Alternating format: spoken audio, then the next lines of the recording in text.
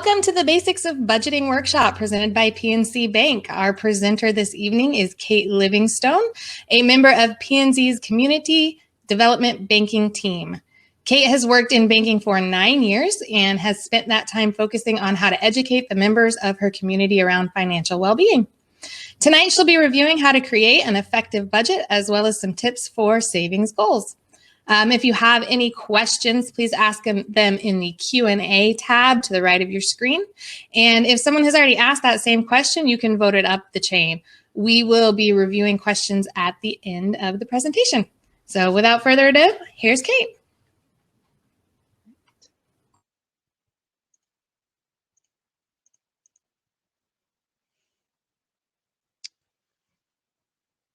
All right. Good evening, everybody. I'm Kate Livingstone of PNC Bank, as Lindsay said. Neighbor Power Indy's 2021 theme is community healing. Healing can come in many different forms, but the topic we have chosen to present today is around financial healing in the wake of the pandemic.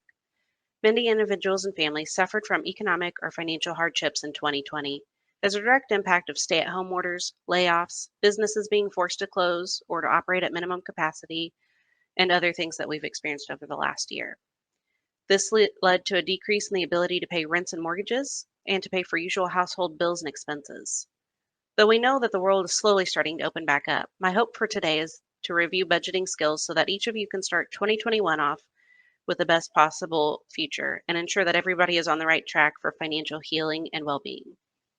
To demonstrate some of the financial hardship experienced in 2020, here's a review conducted by the Bureau of Labor Statistics regarding job losses between February to December of last year.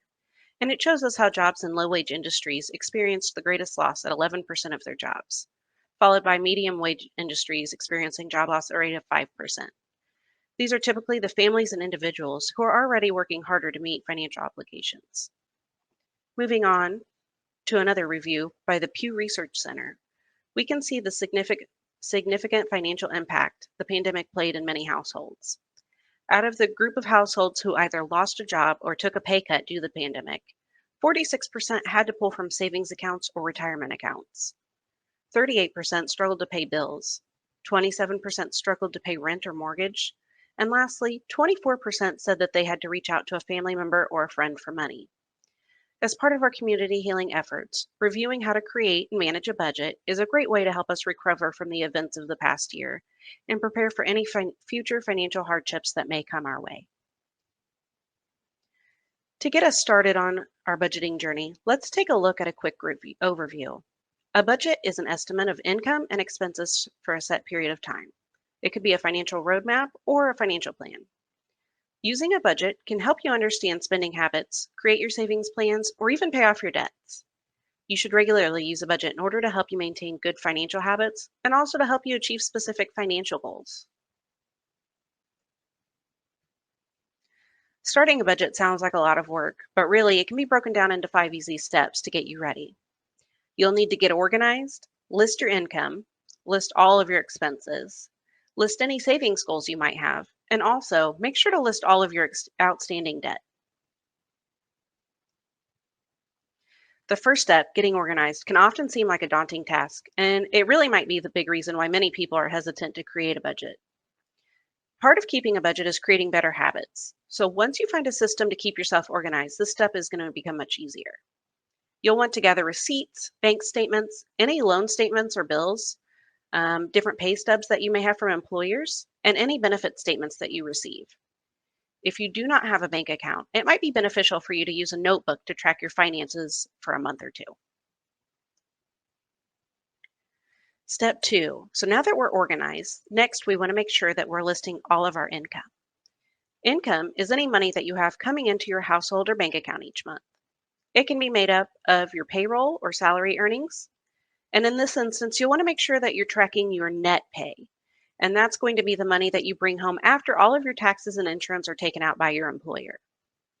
Income can also include any child support that you receive, Social Security benefits, alimony, pension, or even interest that you earn from savings and investments. Anything somebody is paying you on the side, so if you do any side jobs, or if maybe a family member pays you monthly to be a part of your phone plan, Make sure that you're counting all of that income as well. Next, we want to list all of our expenses. This is where it comes in handy to make sure that you're keeping your finances organized, so you can make sure that everything you spend your money on is going to be accounted for. We can break down our expenses into two main categories: our essential expenses, which are expenses that we see as being necessary for our everyday living needs. And that could include things like food, a place to live, basic utilities, insurance, or even education expenses. Non-essential expenses include paying for things like entertainment, memberships, subscriptions, or even beauty products, but keeping in mind that these items are expenses that we could live without. Your essential expenses should always be taken into account before your non-essential expenses, so that way you can understand how much disposable income you have. Essential expenses and non-essential expenses are also viewed as our needs versus our wants. We need food and shelter in order to survive. We want to watch Netflix or maybe eat out at fancy restaurants. It's important as you sort through your monthly expenses to identify which items fall into the needs category and which ones actually are more of wants. In the event that your budget becomes too tight, or maybe you have a financial emergency, understanding your wants will help you trim up spending. One thing to understand is that not everybody would categorize their needs versus the wants the same. Some people may have an emotional connection or health reason that would cause them to classify something as a need, when maybe another person might classify a purchase as a want. In the next 3 slides, we're going to review some things that may differ between people. The first type of purchase we want to talk about would be a smartphone. Using the chat box, type in if you think this item would be a need or a want for your budget. And I'll give you guys about 10 seconds to enter that.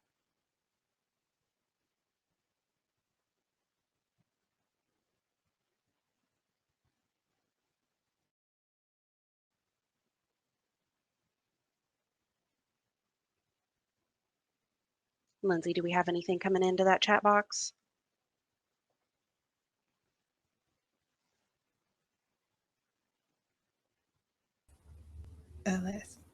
Okay, so Damari says it's a need. Daniel says it's a need, and Jessica says it's a need depending on the device. Yeah, absolutely. And for a lot of people, if I would have asked them last year, they would have said a smartphone might be a lavish expense. But over the past year, more and more people began to see the necessity of owning a smartphone. So whether that was to attend a work or school video call, to do their teledoc visits, because a lot of us couldn't get in to see our actual doctor there for a while, or even to find a way to see a family who had become isolated and maybe have been struggling mentally with the effects of lockdowns. I would agree that maybe the type of phone that you get would still come back to, do you need to spend that much money? So, it might be more of a want if we purchase the latest and greatest iPhone, but just having the technology to get us through is definitely becoming more of a necessity. All right. The next type of expense would be something that falls into the personal maintenance category. So this could be haircuts or manicures, something along those lines that you would go out and get in order to maybe make yourself look better. Again, I'll have you guys enter this into the chat if you think that personal maintenance is a need or a want. So Jessica says that's a need. Okay. Daniel says need. Okay.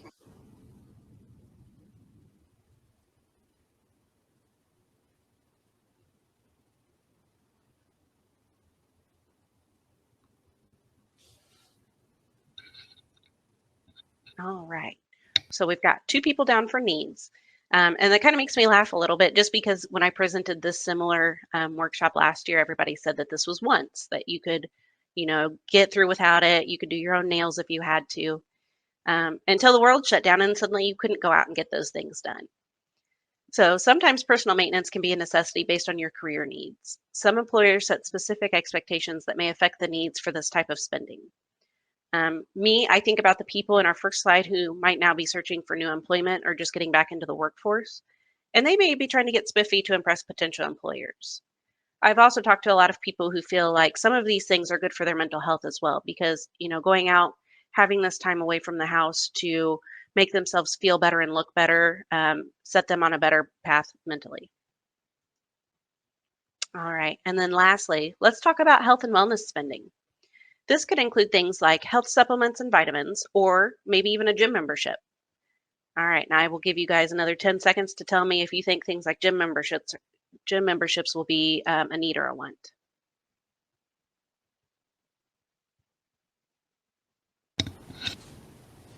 So we have 2 for wants. Okay.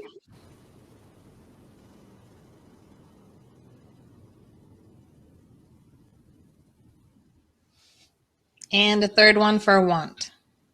All right. So personally, if you would have asked me exactly a year ago, I would have said the gym membership was a want. I would have agreed with that. Now, based on my personal life and situation, I would say it's a need for me. I'm working from home and I have 2 tiny humans running around. If it weren't for the 2 or 3 times a week that I get to finally leave my house and go focus on my physical health and well-being, I probably would have lost my mind over the last 6 months. So again, another thing to think about would be some people may have specific health needs that require them to spend money on things like supplements or going to the gym. So again, it really just depends on what kind of situation you're in or what it takes to get you personally through the day. I don't think that as many people put things that mentally supported them at the top of their list until this past year, but I do think that those are important to point out. The point of this exercise, though, is to identify each expense, what it is, and why it falls into that category for you. And that's going to help you be more successful as you continue using your budget. Okay, so now we've talked about income and expenses. Let's talk about savings. When creating a successful budget, it's very important to be purposeful for what you're setting aside for your savings goals. Many people get into the mindset of, I'll put whatever is left at the end of the month into my savings. But realistically, if you're not setting aside money with a specific goal in mind, you're never going to have anything left. I recommend creating a savings goal and making it intentionally a part of your budget. You do this by adding it into your budget into its own category and making sure that you pay yourself first, just as you would pay any of your other essential expenses. This ensures that you look after your future well being. It's also important in order to ensure your success with your savings goal to make it as smart as possible. And that's going to help hold yourself more accountable to it.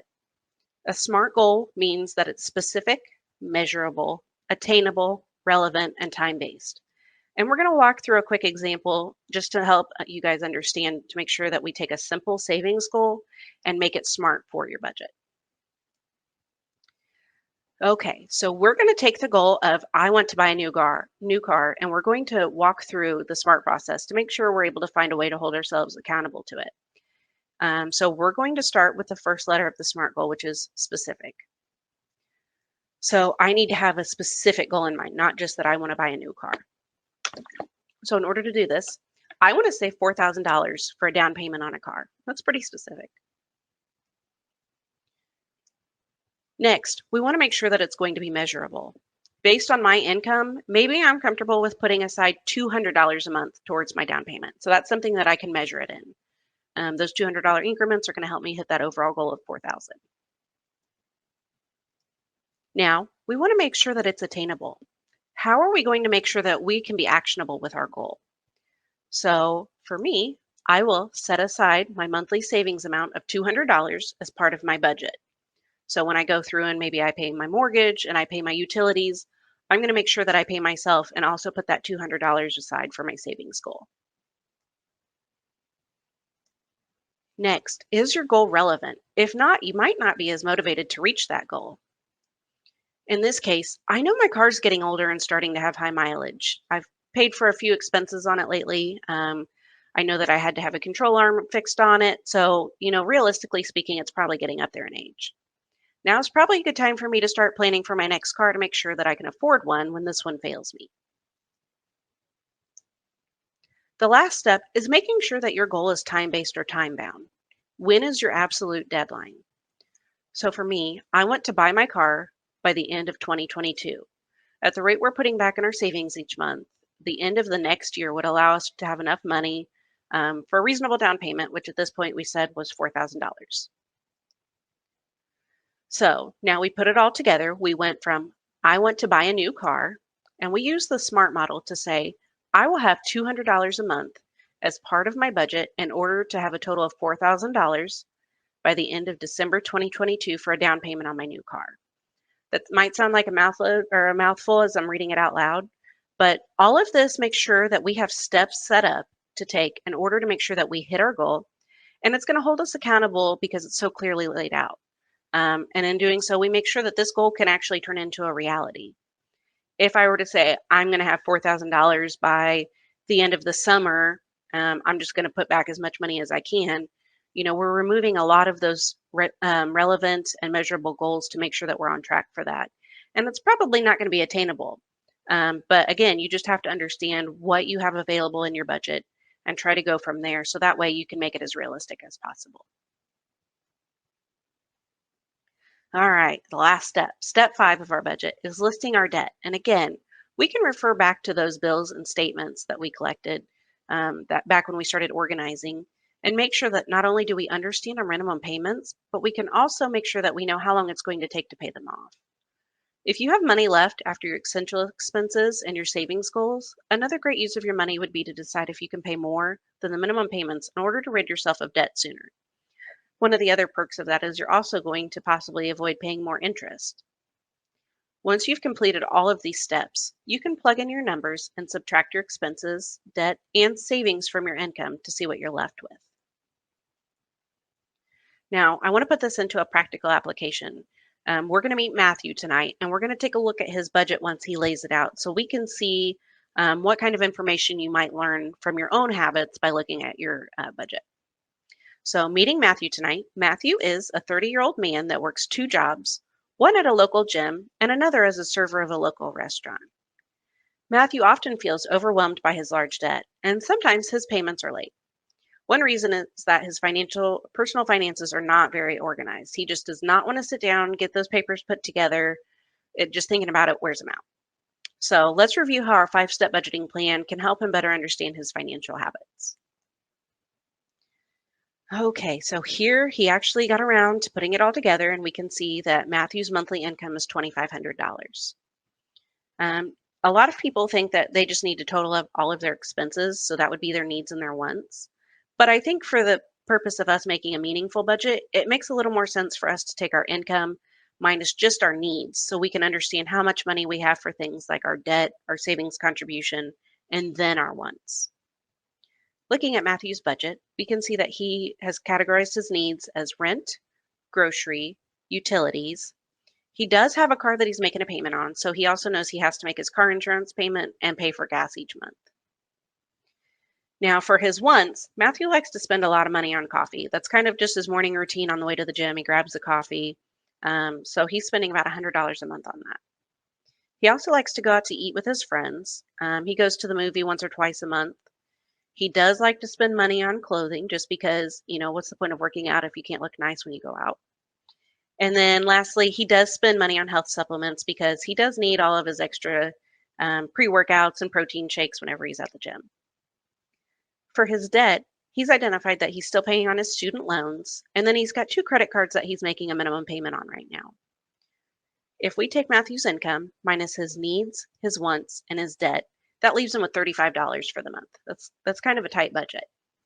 And Matthew, he doesn't really have any specific savings goals at this point, so he just kind of says he'll throw it into his savings account if he has anything left. So we can look at this and say, okay, Matthew's probably not being very purposeful with his money. I'm sure that there's things in his life that he either wants to purchase in the long run, or maybe he wants to work on some of this debt in the future. Looking at his wants section, we can see that there could be some places that might be easier for him to trim up. So for instance, maybe Matthew could make his coffee at home, or maybe he could cut out some of that caffeine and just drink water. I mean, he is a gym trainer, but that could be an easy place for him to cut back some of that money. He could also probably cut back on eating out at the restaurants. So, maybe he sets a limit for himself. That's a pretty realistic goal. And that way he could cut down that restaurant bill to half. Once he does that, it might be beneficial at this point for Matthew to come up with that savings plan and say, I'm going to specifically put a certain amount aside for my savings budget each month. And then whatever he has left, it might be in Matthew's best interest to start paying down on some of those credit card bills because I'm sure he's earning or paying a lot of interest on those. Typically, one way that people would help pay those off would be to find the bill that has the highest amount of interest and pay that off first. and that's going to save them money in the long run. Some people like to put them all together and start paying off the smallest bill first, and that's the snowball method. So he might pay off that credit card where he has the $25 monthly payment right now. Once he pays that off, he's going to free up a little bit more of his budget, and maybe he can use that same amount of money to pay off the next credit card. But over time, that's really going to open up his monthly budget so that way he can use that money maybe on some more of those savings contributions at this point. Maybe he wants to purchase a house someday. But until he stops and says, hey, I can be organized, I can understand what my monthly habits are, that's what it's going to take for him to realize where he could be saving money and being more purposeful with it. What if it doesn't balance? So meaning you're in the negative, or maybe it's just too tight for comfort. So Matthew only had $35 left at the end of the month. If he had an emergency, it might be hard for him to pay for those expenses. The first step is reviewing those expenses to see where we can decrease our spending. Wants column. So making sure that you have those readily identified in your monthly budget will make it easier when you need to go back and say, hey, I have an emergency. Where can I get money from? Where can I cut this out each month? Once you've done that, if it still feels that money is too tight, you can also look at increasing your income. And whether that be from finding a better paying job, or maybe you had an additional second job or a side gig. I did notice last year that the gig economy, or the extra jobs that people could get on the side, really skyrocketed. So we had people who were doing DoorDash or doing rideshare services, and that really brought in additional income at a higher rate for them. The cool part about that is it also offers them the flexibility. So if you do have kids or you do have a busy life, it does make it easier for you to say, oh, you know what, I've got some free time right now. Let me log in real quick and, earn some money. But those are different things. Those are two different directions that you can go with your budget to make sure that you can either free up money or earn more money. Why do budgets fail? So when I sit down and work with people, that's the first thing is that, I've tried this before. Why didn't it work for me last time?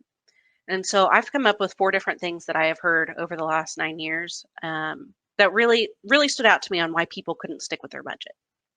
So the first one is unrealistic expectations. They think I'm going to sit down this month and next month, and I'm going to keep track of all my finances, and I'm going to be able to free up a couple $100. Or maybe I'm going to be able to pay off all my debt this year. It depends on what situation you're in. You may have enough money where you could do that. I know I don't. If I were to look at my budget right now, that probably wouldn't work out for me very well. But you have to make sure that you are setting realistic expectations. And when we look at SMART goals, we do make sure that those things are relevant and attainable. The next thing is lack of motivation. So in Matthew's case, he didn't have a lot of motivation because he didn't have anything specific that he had identified to save for.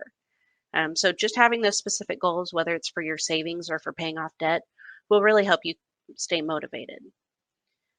Next is negative attitudes. Unfortunately, when you have specific goals, sometimes it's going to take you a while to achieve them. So for instance, when we walked through our SMART goal and I said that in order for my car savings to be relevant and attainable, I identified I could probably only put back $200 a month.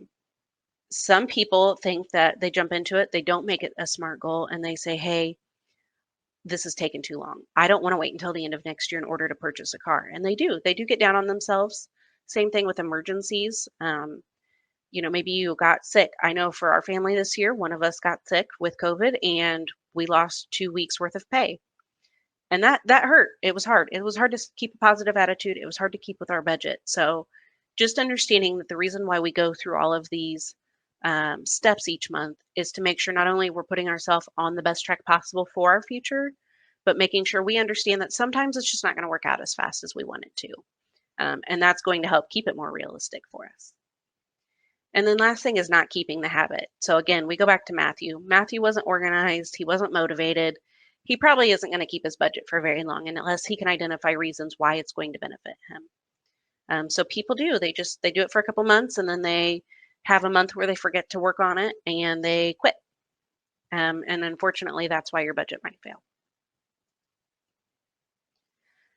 All right, we're going to switch gears a little bit tonight. So for those of you who work with neighborhood leadership, or maybe in the past year, you really thought about investing in yourself and starting your own business, I wanted to make sure that we touched base briefly on business budgeting.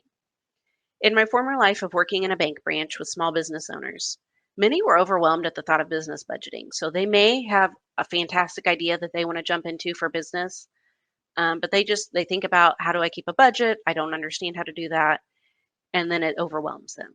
So tonight I kind of wanted to spend just a minute touching base on why I don't think that that would be the case. Okay, so I put side by side the goals of a personal budget versus the goals of a business budget. With a personal budget, you're projecting your income for a certain period of time, whether that be a month, quarter, a year, whatever you've put in place. It's also projecting your expenses for a certain period of time. And lastly, projecting your savings for a certain period of time. Now let's switch over to the other side. When you're budgeting for a business, you're projecting your income for a certain period of time, whether it be a month, a quarter, or a year. You're projecting your expenses for a certain period of time. And you're projecting your profit for a certain period of time. Notice that those two columns are almost virtually the same. The only difference is one key term that changed. And they mean the same thing. They want to make sure how much money you have left at the end. So budgeting for businesses can seem a lot more complicated than creating a personal budget, but in reality, they're not that different. At its essence, a budget is planning your income and your outgoing expenses, and that's it. And those principles don't change even when you're budgeting for different goals. So in your personal budget, you may make $5,000 per month, and then you need to spend $5,000 to break even on your budget or less to save your money. To increase your savings, you would then either need to increase your income or decrease your spending. With your business budget, if you know that you can charge $20 for your product and your expenses are $5,000, you know that you need to sell at least 250 units to break even. To increase your profit margin, you would either need to sell more products and make more income or cut down on your expenses. If you're budgeting for a community organization or nonprofit, you may be considering ways to increase fundraising or donations in order to increase that revenue as opposed to sales. Once you've been budgeting for a while, whether it's for a business or for your personal bank account, you're going to start to see patterns and trends. For instance, in your personal budget, you might spend more on gifts around Christmas. In your business, you might spend more on marketing around December if you have a holiday-focused product or service. But these patterns are going to help you plan and make strategic decisions with your finances. Okay, so the takeaway is personal spending plans and business budgets serve the same purpose. The biggest difference is going to be some minor terminology. And you might have more numbers with your business. Maybe, you have to do more purchases or more sales to keep track of. But by keeping a detailed and accurate plan and budget, you'll be in the best possible position for success at home and at work. On this, I did go ahead and put some different terminology that I think overwhelms people, especially people that are new to doing business budgets. So if you see on the personal side, your gross income or everything that you make before you start subtracting your taxes and such is the same thing as your business revenue. Your net income or what you bring home after all of that is the same thing as your profit. Liability, I did have a business customer come to me once and they were a little panicked because somebody called and asked, they were trying to get a line of credit. And they said, they want to know what my liabilities are. I have no idea what they're saying to me. It's the same thing as your debt. So, if somebody is asking about that, they just want to know what you have outstanding, who you still owe, and what those amounts look like. And then lastly, when you're saving money, it's the same thing as building equity in your business. So those terms can be interchangeable. You might hear some of the personal terms with business or the business terms with personal, but the point is that they still mean the same. They just look a little different. All right, so just to review, it's important for your financial success to stay organized, and that habit gets much easier over time. Then you want to track your income and expenses, and make sure you keep top of mind which expenses are needs and which ones are wants.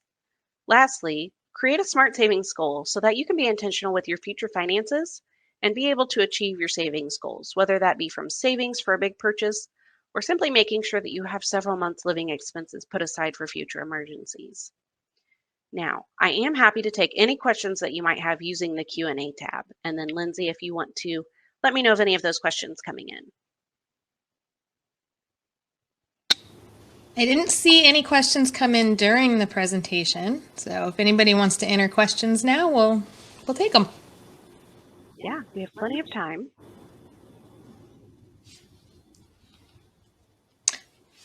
I can ask a question. Sure. Saving for retirement. When employers don't have, for example, my employer does not have a retirement program. How do you budget that in? You budget that in as a need. Yes. So just like with your savings, you want to make sure that you're paying yourself first. So you treat those different savings goals the same way as you would with your needs. I was kind of raised in an old school house where we had different folders for our expenses because we didn't have all the technology back then. So we had our folder for retirement. We had a folder for our college expenses, and we put that money in there before we got to spend anything else on eating out. You even with technology today, though, it's still the same practice. Making sure that you put money aside for any of those future goals first is what's going to be most important. Okay. Do you have And nobody's ever too young to start for retirement. Right. Do you have a specific percentage that you typically save for retirement? Or you tell your people to save for retirement? I think everybody's different, and it depends on what your retirement goals are. So for me, I know that I want to travel the world someday. Don't know if that's going to happen just because the whole world shut down still, but and it also depends on what your employer. So if you have an employer that helps contribute, that might also change how much you put aside. Right. So for instance, for me, every job I've ever worked at, they always recommended 4% because that's typically what the company matches for the places that I've worked. So it's engraved in my head now that I'm putting at least 4% down. But then I also have my own, not connected to my employer savings account now. So I just set aside money each month. I quit buying my iced coffees, and that goes into an additional savings for my retirement now. Cool. All right. I do not see any questions coming in. Oh my gosh, quiet for a Friday night. Okay. So a lot of the times when it comes to budgeting or finance questions, people think of it after the fact, or maybe they're not as comfortable asking in front of a group. So I did want to make sure that everybody had my email in case they did have additional questions. I would love to explore further ways that we can help heal financially in the wake of the pandemic. So feel free to reach out to me if you do have any of those additional questions. Or if you do need somebody to sit down and budget with you, I can always find a banker that's close to you. That is a service that we provide for free, and I'm sure all of your banks provide for free as well. But we do understand that a lot of people are hurting after last year. And even if you weren't somebody that was personally affected financially, it might have been a wake up call for money and savings goals that you might want to have in the future in case we ever have to experience this again. All right. Well, I appreciate all of you spending this lovely Friday night with me, and I hope you guys enjoy the great weather that we're supposed to have this weekend. Thank you so much, Kate. All right, and I will stay on for just a few minutes in case anybody does have additional questions. Sure. Daniel and Jacqueline, I can see you're both there now. So if you guys do have any questions, don't hesitate to reach out to me specifically.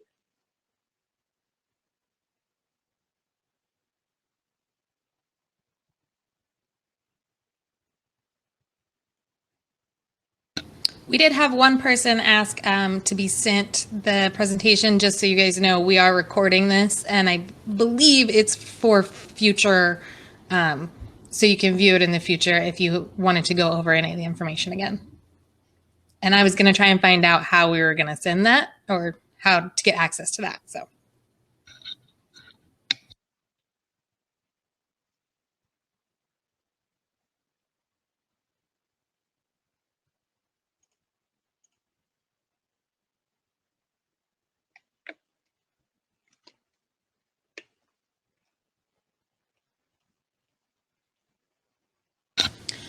Kate, can you see the Q&A box now?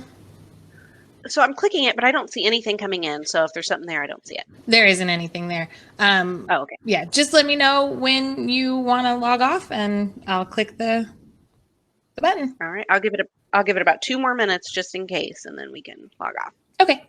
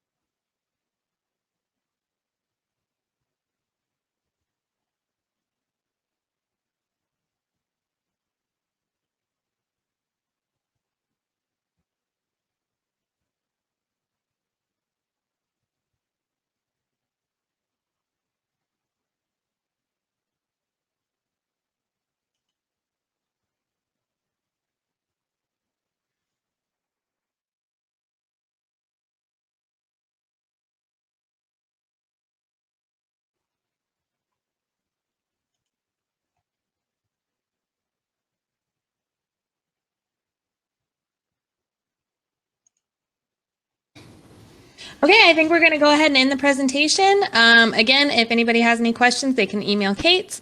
I hope you guys enjoyed. Thank you. Have a good evening. Thank you, Kate. You too.